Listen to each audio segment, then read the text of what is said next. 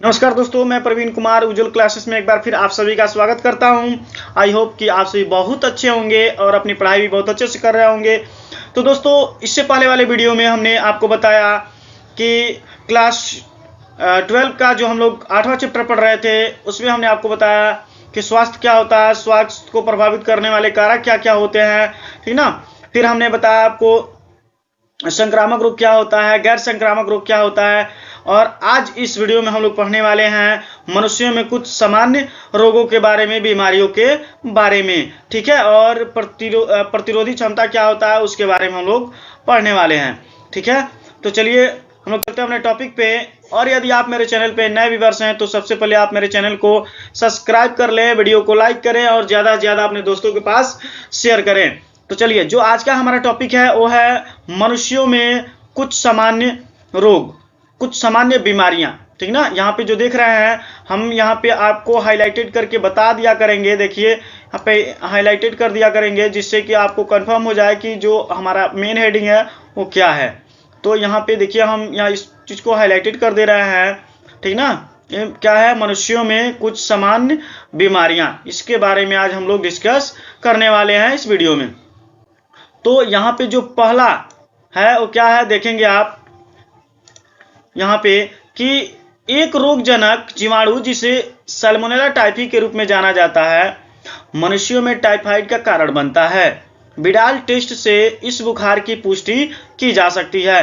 तो यहाँ पे आप देख रहे हैं कि एक रोगजनक जीवाणु जिसे आप क्या कर रहे हैं, यहाँ पे एक जो रोगजनक जीवाणु है उसको आप क्या कर रहे हैं, तो यहाँ पे देखेंगे क्या कर रहे हैं, उसे सैल्मोनेला टाइफी कह रहे हैं। क्या कह रहे हैं इसको, सैल्मोनेला टाइफी, जो क्या है, एक रोगजनक है, ठीक ना, जो मनुष्यों में रोगों को क्या करता है, देता है, ठीक ना।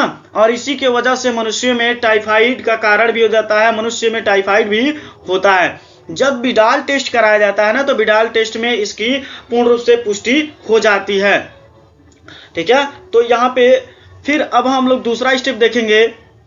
यहाँ पे जो दूसरा स्टेप है देखेंगे क्या है, देखेंगे दूसरा जो स्टेप है इसमें क्या कह रहा है कि निमोनिया, स्ट्रेप्टोकोकस निमोनिया और हीमोफिलस इन्फ्लुएंजा के कारण होता है। जो देखिए निमोनिया जो रोग होता है ना, यह किसके वजह से होता है, तो यहाँ पे हम आपको बताएं जो निमोनिया रोग होता है यह होता है स्ट्रेप्टोकोकस निमोनी, ठीक ना। इसका नाम है स्ट्रेप्टोकोकस निमोनी। एक गलती से निमोनिया लिखा गया है, इसको बोला जाता है स्ट्रेप्टोकोकस निमोनी, ठीक ना, स्ट्रेप्टोकोकस निमोनी। और दूसरा है हीमोफीलिया, क्या है, तो दूसरा हीमोफीलिया इन्फ्लुएंजा है, ठीक ना। ये जो दूसरा है ये उसका नाम है हीमोफिलस इन्फ्लुएंजा, ठीक ना। तो जो निमोनिया रोग होता है वो ज्यादातर बच्चों में पाया जाता है और बच्चों में सांस लेने में प्रॉब्लम हो जाती है। जो फेफड़ा में जो उनके जो फेफड़े में क्या होता है, जो यहाँ पे जो बलगम होता है ना वो क्या हो जाता है, ज्यादा हो जाता है, जिसकी वजह से बच्चों में सांस लेने की ज्यादा सांस लेने में दिक्कत होने लगती है, ठीक है। जिसकी वजह से क्या होता है कि ज्यादातर देखते हैं आप कि बच्चों को क्या लोग घाव भी लगवाते हैं। तो यह रोग किसके वजह से होता है, तो यह स्ट्रेप्टोकोकस निमोनी और हीमोफिलस इन्फ्लुएंजा के कारण होता है। ऐसा कब होता है, ज्यादातर जब बच्चों के कपड़े गीले होते हैं तो उसके कारण यह रोग हो जाता है बच्चों में, ठीक है। चलिए, तो यहाँ पे दूसरा स्टेप कंफर्म हो गया। अब हम आपको बताते हैं यहाँ पे तीसरा स्टेप, ठीक ना। तीसरा स्टेप को आप ध्यान से समझेंगे। यहाँ पे देखिए जो तीसरा स्टेप है क्या है, तो यहाँ पे तीसरा स्टेप में देखेंगे आप ये क्या है, राइनो वायरस है, ठीक ना। ये राइनो वायरस का एक समूह मनुष्यों में सबसे अधिक संक्रामक बीमारियों में से एक ठंड का कारण माना जाता है, ठीक ना। इसमें आप देख रहे हैं कि क्या बताया जा रहा है इसमें कि राइनो जो वायरस है यह वायरस का एक समूह होता है, ठीक ना। और मनुष्यों में यह सबसे अधिक संक्रामक बीमारियों में से एक माना जाता है। इसके कारण ये ज्यादा क्या होता है, मनुष्यों में ठंडा यानी कपकपी पकड़ लेता है, ठीक है।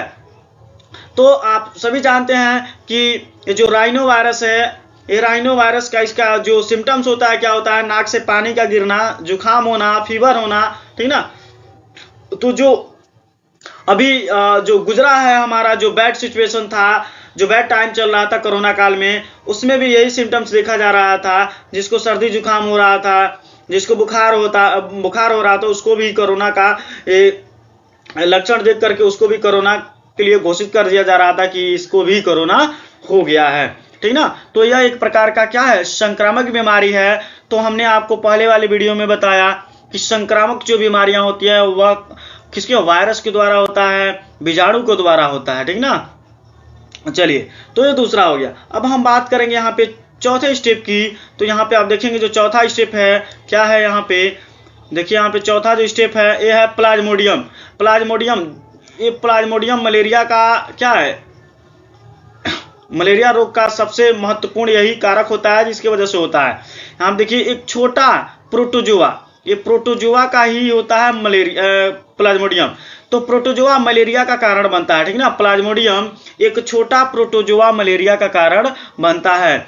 और यहाँ पे आगे देखेंगे एक और प्रोटोजोआ, उसका नाम है एंटोमीबा हिस्टोलिटिका, इसको बोला जाता है एंटोमीबा हिस्टोलिटिका बोला जाता है, ठीक ना।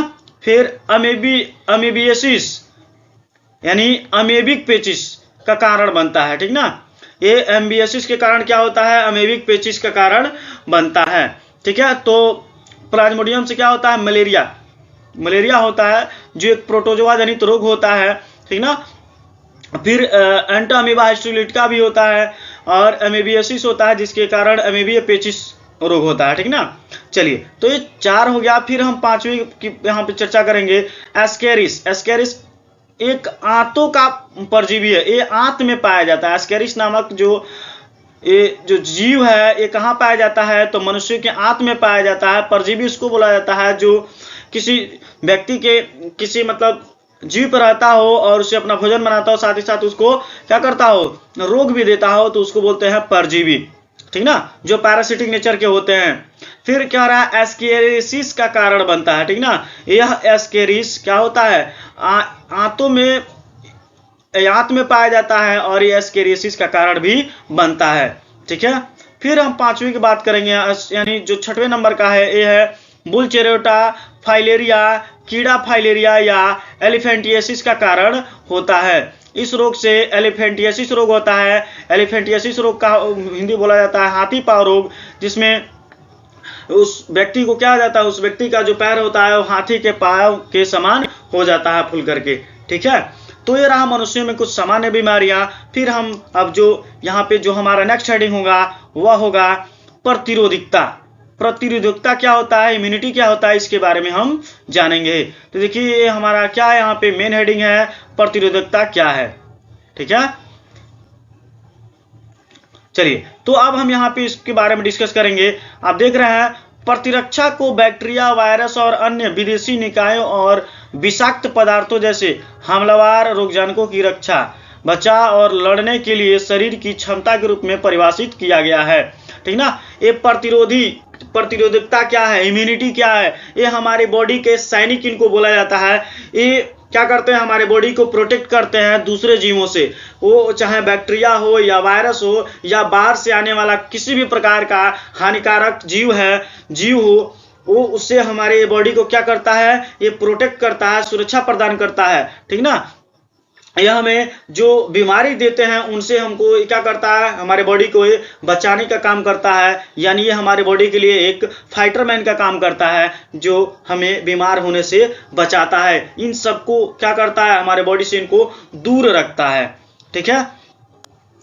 तो जिस प्रकार से बॉर्डर पे सैनिक पहरा देते हैं कि कोई दुश्मन अंदर ना आ जाए, सेम उसी प्रकार यह इम्यूनिटी होता है। यह क्या करता है, हमारे बॉडी को पूरी तरह से प्रोटेक्ट करता है एज लाइक ए सैनिक, ठीक ना। जब तक ये है तब तक हमें दिक्कत नहीं होता। जब हमारी इम्यूनिटी कमजोर हो जाती है उस दौरान हम बीमार पड़ जाते हैं, ठीक ना। चलिए, फिर हम बात करते हैं यहाँ पे इम्यूनिटी 2 तरह की होती है। कितनी तरह की होती है, जो इम्यूनिटी होता है यह 2 तरह का होता है हमारे बॉडी में, ठीक ना। देख सकते हैं आप, जो इम्यूनिटी होता है 2 तरह का होता है। आइए हम यहाँ पे पहले के बारे में देखेंगे कि इम्यूनिटी, यहाँ पहला है जन्मजात प्रतिरक्षा क्या है। जन्मजात प्रतिरक्षा क्या है, इसके बारे में हम डिस्कस करेंगे। चलिए, तो हम इसके बारे में डिस्कस कर रहे हैं क्या, कि जन्म के समय मौजूद गैर विशिष्ट रक्षा प्रकार की प्रतिरक्षा, 4 बाधा प्रकार के प्रावधान, ठीक ना। तो यहाँ पे आप रुकेंगे,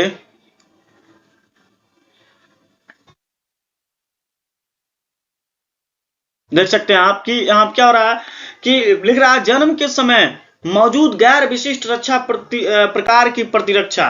ये क्या करता है, जो जन्म के समय हमें पेरेंट्स से, यानी जो जन्म के समय हमें ये क्या होता है, ये मुफ्त में हमें मिल जाता है, ठीक ना, जो हमें रोगों से सुरक्षा प्रदान करता है, तो उसको हम बोलते हैं जन्मजात प्रतिरक्षा। मतलब आप बोल सकते हैं कि वे प्रतिरक्षा तंत्र जो जन्म के समय मां से ही प्राप्त हो जाता है, उसको आप बोलते हैं जन्मजात प्रतिरक्षा, ठीक ना। फिर कह रहा शारीरिक बाधा, सेलुलर बाधाएं, साइटोकिन बाधा। ये 4 प्रकार की क्या होती हैं, इसमें बाधाएं आती हैं, जिसके बारे में यहाँ पे चर्चा किया गया है। चलिए दूसरा हम बात करेंगे अब यहाँ पे, दूसरा यहाँ पे देखेंगे अधिग्रहित प्रतिरक्षा, रोगजनक विशिष्ट प्रतिरक्षा जो स्मृति की विशेषता है। देखिए ये रोगजनक विशिष्ट प्रतिरक्षा है जो स्मृति की विशेषता है। ये क्या करता है, एक अधिग्रहित मतलब जो बाहर से, ऐसा इम्यूनिटी जो बाहर से हम क्या करते हैं, प्राप्त करते हैं, बाहरी वातावरण से प्राप्त करते हैं, उसको अधिग्रहित प्रतिरक्षा बोला जाता है, ठीक ना। जो हम बाहरी वातावरण से, जो कुछ भी हम खाते पीते हैं, उससे जो इम्यूनिटी हमें प्राप्त होता है ना, वो उसको हम बोलते हैं अधिग्रहित प्रतिरक्षा, ठीक है।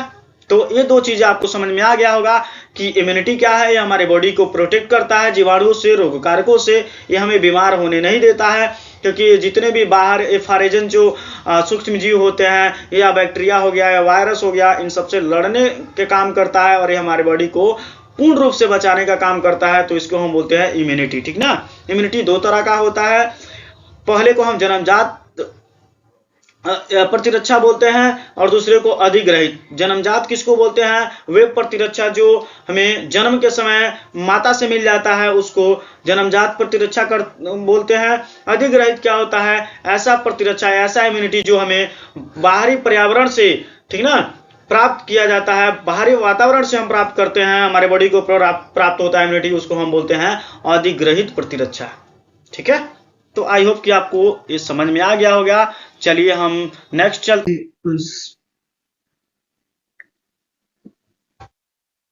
चलिए तो हम लोग यहाँ पे अब नेक्स्ट जो हमारा हेडिंग होगा सक्रिय और निष्क्रिय प्रतिरक्षा, जिसको इंग्लिश में बोलेंगे इनैट एंड एक्वायर्ड इम्यूनिटी। देखिए यहाँ पे सक्रिय,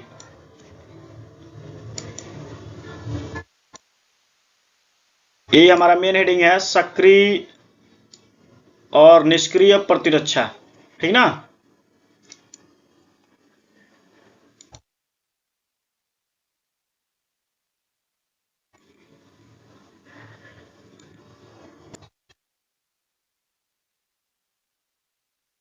सक्रिय और निष्क्रिय प्रतिरक्षा, जिसको इंग्लिश में बोलेंगे इनैट एंड एक्वायर्ड इम्यूनिटी।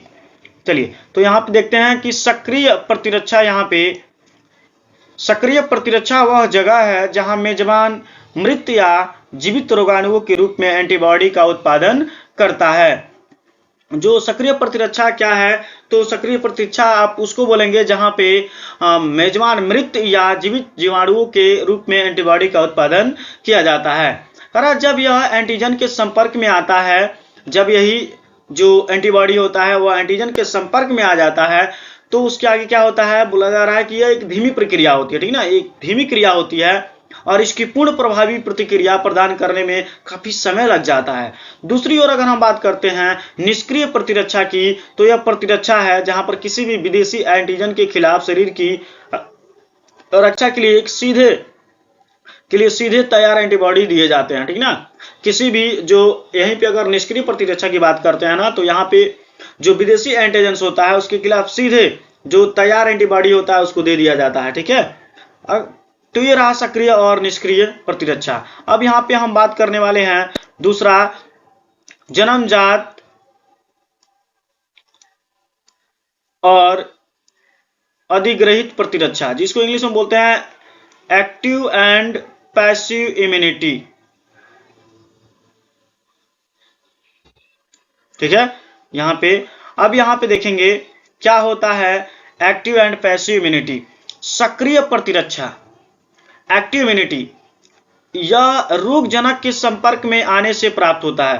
देखिए दोस्तों, जो सक्रिय प्रतिरक्षा होता है यह एक रोगजनक के संपर्क में आने से प्राप्त होता है। इससे क्या क्या होता है देखेंगे, इससे शरीर में एंटीबॉडी का उत्पादन होता है। ये सक्रिय प्रतिरक्षा से क्या होता है, हमारे शरीर में एंटीबॉडी का उत्पादन होता है। रोगजनकों की सतह पर मौजूद एंटीजन मार्कर के रूप में कार्य करते हैं। जो रोगजनक होते हैं वह क्या होते हैं, रोगजनकों की सतह पर जो एंटीजन होता है मार्कर के रूप में कार्य करता है, जो एंटीबॉडी से बंधते हैं। ये किससे बच जाता है, जो एंटीजन होते हैं वो एंटीबॉडी से बंधते हैं।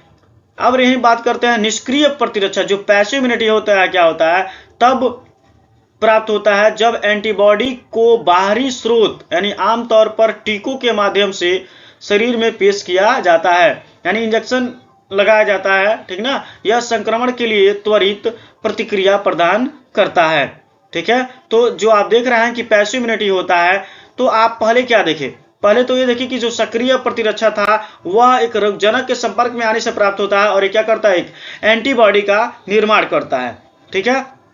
और रोगजनकों की सतह पर मौजूद एंटीजन मार्कर के रूप में कार्य करता है, जो एंटीबॉडी से बंधे रहते हैं। फिर कह रहा है निष्क्रिय प्रतिरक्षा क्या होता है, जो पैसिव इम्यूनिटी होता है वो क्या होता है, तब प्राप्त होता है जब एंटीबॉडी को बाहरी स्रोत से शरीर में पेश किया जाता है, ठीक ना, यानी आमतौर पर टीकों के माध्यम से इसको दिया जाता है। यह संक्रमण के लिए त्वरित प्रतिक्रिया प्रदान करता है। तो ये तो हुआ आपका जन्मजात और अधिग्रहित प्रतिरक्षा। अब हम नेक्स्ट देखते हैं, यहाँ पे जो हमारा हेडिंग है वो है एड्स। क्या है, तो हमारा जो हेडिंग है वो है एड्स। तो आइए देखते हैं एड्स क्या होता है। यहाँ पे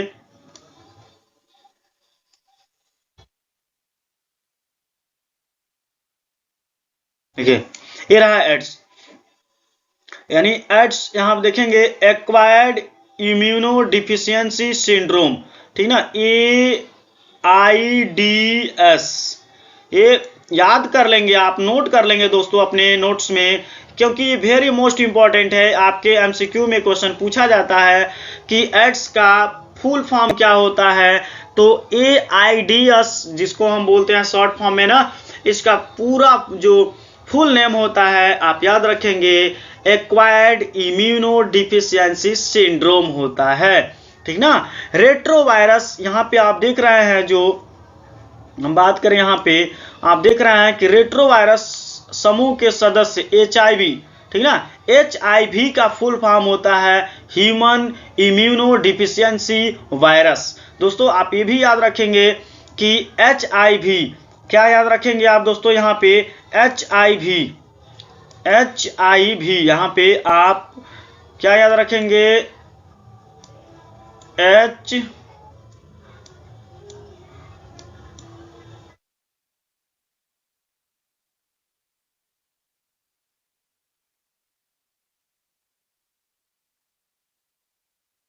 HIV, ठीक ना। HIV का फुल फॉर्म होता है, HIV का फुल फॉर्म होता है दोस्तों, HIV का फुल फॉर्म क्या होता है, तो देखेंगे ह्यूमन इम्यूनो डिफिशियंसी वायरस, ठीक ना। चलिए तब हम आगे चलते हैं, क्या है के कारण होता है।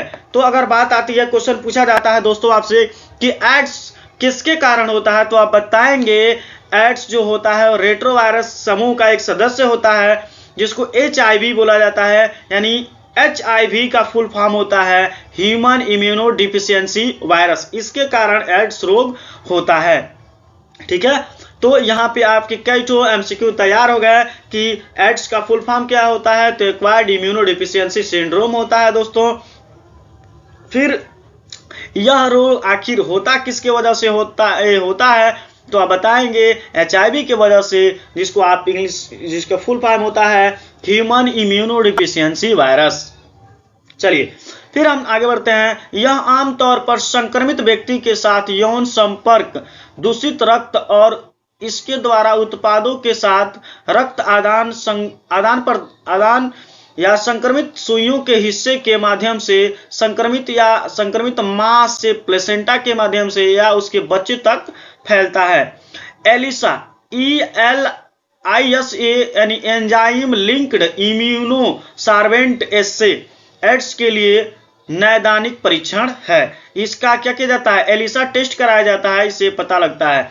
तो आप क्या देख रहे हैं कि यह आमतौर पर संक्रमित व्यक्ति के साथ, आप यहाँ पे मेन चीजों पे फोकस करेंगे कि यहाँ पे आमतौर पे क्या है कि आमतौर पर ये संक्रमित व्यक्ति किसको बोलेंगे दोस्तों, जो एड्स से क्या हो, ग्रसित हो, ठीक ना, उसके साथ करा यौन संपर्क, मतलब उसके साथ आप सेक्सुअल एक्टिविटीज करते हैं या उसके दूषित रक्त को आप लेते हैं या उसके उत्पादों के साथ रक्त आदान या संक्रमित उसके द्वारा उसके शरीर में जो सुई इंजेक्ट की गई हो उस सुई के हिस्से से आप अपने शरीर में वही इंजेक्शन लगवाते हैं या संक्रमित मां के प्लेसेंटा से माध्यम से उसके बच्चों तक फैलता है। ये सारी क्या है, संक्रमित बीमारियां हैं। इस माध्यम से एक व्यक्ति के शरीर से दूसरे व्यक्ति में आसानी से क्या हो जाता है, स्प्रेड हो जाता है, फैल जाता है। हम आपको बताते हैं दोस्तों कि जो एड्स ये बीमारी है ना, ये बहुत ही खतरनाक बीमारी है, जानलेवा बीमारी है, ठीक है। यह देखिए जो चीजें यहाँ पे लिखा गया है इसके वजह से क्या होती है, एक दूसरे के संपर्क में फैल सकती हैं। बहुत बच्चों का क्वेश्चन होता है कि क्या सर ये इस व्यक्ति के संपर्क में अगर हम रहें तो क्या हम उससे मतलब क्या हमें भी एड्स हो सकता है? नहीं, बिल्कुल नहीं हो सकता। अगर आप उस व्यक्ति के साथ खा रहे हैं, बैठ रहे हैं, सो रहे हैं, आपको एड्स नहीं हो सकता है। यहाँ तक कि उस व्यक्ति के साथ आप किस भी करते हैं तो भी आपको ऐसा कहीं दिक्कत नहीं होगा, एड्स का शिकायत नहीं हो सकता है, जब तक आप उसके साथ ये सेक्सुअल एक्टिविटीज जो संबंध नहीं बनाते हैं तब तक आपको नहीं होगा। या उसके शरीर में जो इंजेक्शन लगा है वही आपको लगाया जाता है तब हो सकता है, ठीक ना। या उसके ब्लड को आप अपने शरीर में इंजेक्ट करा रहे हैं तब हो सकता है। या मां के प्लेसेंटा के थ्रू दूसरे बच्चे में फैल सकता है। इसका टेस्ट किसके द्वारा कराया जाता है, तो एक एलिसा टेस्ट होता है, एलिसा परीक्षण होता है, उसके वजह से इसका पता लगता है। तो एलिसा को आप फुल फॉर्म पूछा जाता है कि एलिसा का फुल फॉर्म क्या होता है दोस्तों, तो आप याद रखेंगे एलिसा का जो फुल फॉर्म होता है, आप फोकस करेंगे यहाँ पे देखेंगे, यहाँ पे एलिसा का जो फुल फॉर्म होता है एंजाइम लिंक्ड इम्यूनो सार्वेंट ऐसे इसको बोला जाता है। चलिए, तो ये रहा एड्स, ठीक है। फिर हम बात करते हैं यहाँ पे दोस्तों, अब बात करेंगे दोस्तों कैंसर क्या है, ठीक ना। देखिए कैंसर ये भी एक जानलेवा बीमारी है, बहुत ही घातक बीमारी है, दर्दनाक बीमारी है जिसको आप बोलते हैं वेरी डेंजरस डिजीज है ये कैंसर, ठीक ना। तो आइए देखते हैं कैंसर के बारे में। तो यहाँ पे क्या लिखा हुआ है कि कैंसर दुनिया में सबसे खतरनाक बीमारियों में से एक बीमारी है। क्या है दोस्तों कि कैंसर दुनिया में सबसे खतरनाक बीमारियों में से एक है कह रहा है, और यह अकेले भारत में हर साल 11 लाख से अधिक लोगों को प्रभावित करता है। मतलब 11 लाख, पूरे भारत में 11 लाख लोग इस कैंसर की वजह से प्रभावित होते हैं, ठीक ना। दुनिया भर में हर साल 1 करोड़ से ज्यादा लोग इस बीमारी की चपेट में आकर दम तोड़ देते हैं। और पूरे वर्ल्ड की हम बात करें ना दोस्तों, तो 1 करोड़ लोग क्या होते हैं, इस बीमारी के चपेट में आकर के अपना दम तोड़ देते हैं दोस्तों। तो यहाँ पे हम इस चीज को हाईलाइटेड कर रहे हैं, आप देख लें कि 1 करोड़, ठीक ना, ये दुनिया भर में, अगर दुनिया भर में हम बात करते हैं तो आप बताएंगे कि पूरा 1 करोड़ लोग इस रोग के चपेट में आकर के अपना दम तोड़ देते हैं।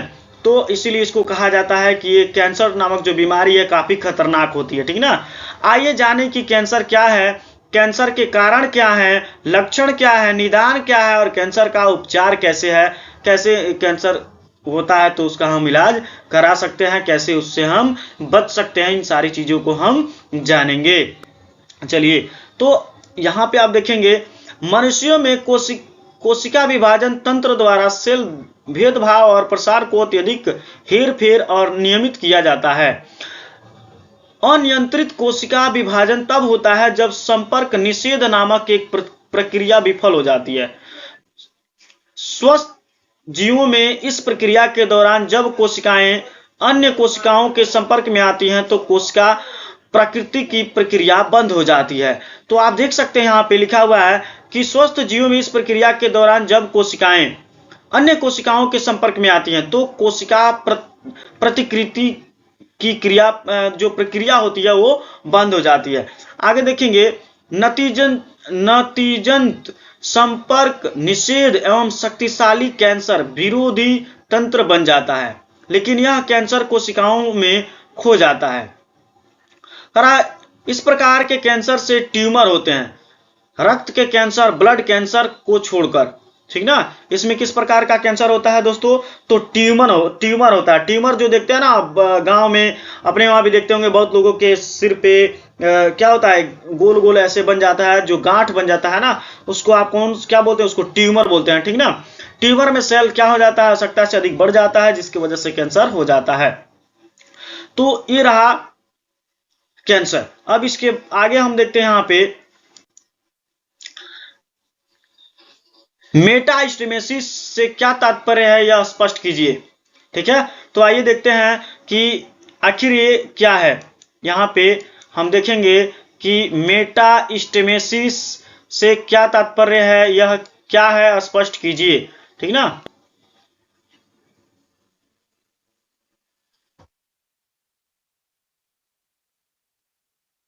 आइए अब हम बात करेंगे यहाँ पे इसके बारे में। क्या? तो मेटास्टेसिस क्या है, इसका क्या तात्पर्य है, स्पष्ट कीजिए।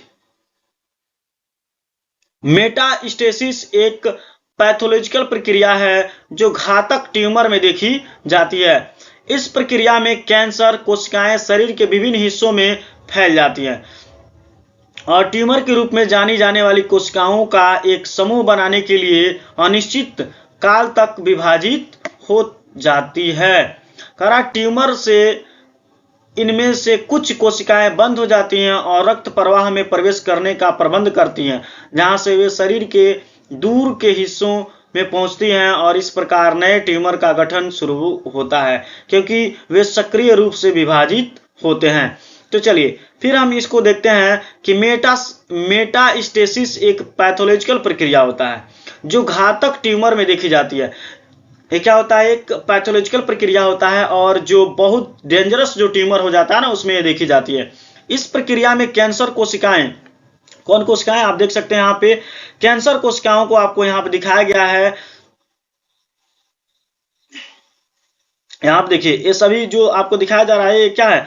कैंसर सेल्स है। ये देख रहा है ना, ये क्या है? कैंसर कोशिकाएं। ये क्या है? नॉर्मल सेल है, ये भी नॉर्मल सेल है, लेकिन ये क्या दिखा रहा है आपको? ये देखिए कुछ इसमें एबनॉर्मलिटीज पाई जा रही हैं, ये आवश्यकता से अधिक ग्रोथ कर रहा है। ये जो 1 नंबर वाला है ना, यहाँ आप देखेंगे दोस्तों, आप ये जो 1 नंबर वाला है, ये सब ये जो 1 नंबर वाला है, यही क्या है? यही कैंसर कोशिका है, ठीक ना। यही क्या है? ये कैंसर कोशिका है, ठीक है। हम इसी के बारे में चर्चा कर रहे थे। चलिए अब यहाँ पे हम देख रहे हैं कि कोशिकाएं शरीर के विभिन्न हिस्सों में फैल जाती हैं। क्या होती हैं? यही कोशिकाएं आवश्यकता से अधिक बढ़ करके और शरीर के विभिन्न हिस्सों में फैल जाती हैं और ट्यूमर के रूप में जानी जाने वाली कोशिकाओं का एक समूह बनाने के लिए अनिश्चित काल तक विभाजित होती हैं और ये बिना रुके एक लंबे समय तक क्या करती हैं? विभाजित होती रहती हैं और ट्यूमर से इनमें कुछ कोशिकाएं बंद हो जाती हैं। ट्यूमर से इनमें से कुछ कोशिकाएं क्या हो जाती हैं? बंद हो जाती हैं और रक्त प्रवाह में प्रवेश करने का प्रबंध करती हैं और ये अब विभाजन करना बंद कर देती हैं, लेकिन क्या करती हैं? अब रक्त में प्रवेश करने का प्रबंध करती हैं, व्यवस्था करती हैं, जहां से वे शरीर के दूसरे हिस्सों में पहुंचती हैं। क्या करती हैं? शरीर के दूसरे हिस्सों में पहुंचती हैं और इस प्रकार नए ट्यूमर का गठन शुरू हो जाता है और इस प्रकार से फिर एक जगह से दूसरे जगह ट्यूमर बनना शुरू हो जाता है। क्योंकि आप देखेंगे क्या ऐसा होता है? क्योंकि ये सक्रिय रूप से विभाजित होते हैं, क्योंकि हमेशा एक्टिव रहते हैं और हमेशा ये क्या करती हैं? विभाजन की प्रक्रिया अपना जारी रखती हैं, जिसकी वजह से ये शरीर में कई जगह ट्यूमर रोग को दे देती हैं। यानी ट्यूमर जो कैंसर होता है, ये हमारे बॉडी में कई जगह हो जाता है, ठीक है। तो इस प्रकार से मेटास्टेसिस होता है और इसका इस प्रकार से स्पष्टीकरण किया जाता है। चलिए इसके नेक्स्ट वाले वीडियो में इससे नेक्स्ट वाला टॉपिक हम पढ़ेंगे। बस आज के इस वीडियो में बस यहीं तक दोस्तों। चलिए फिर हम लोग मिलते हैं नेक्स्ट वीडियो में। Thanks for watching video. जय हिंद।